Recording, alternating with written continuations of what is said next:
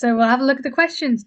Okay, so you want to write the short form of this. What's the shorter way of saying she is? She's. She's. Brilliant. So how would you write she's? Very good. Right. Ready. And read out this sentence for me. Write the short.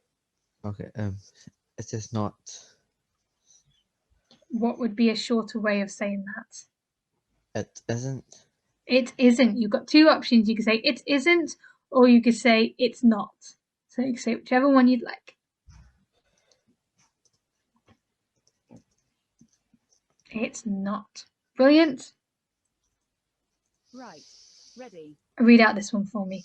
The weather, something nice today. The weather's something nice today. So we need to fill in the preposition in the middle. The Is an weather. is, or are. The weather is nice today. The weather is nice today. Yep, brilliant. And I'm really glad that you're reading the sentences out loud to help you with the grammar. It's really good. Same again. I something not rich. I am not rich. I am not rich, because I are not rich wouldn't make any sense, would it? Yeah. Brilliant.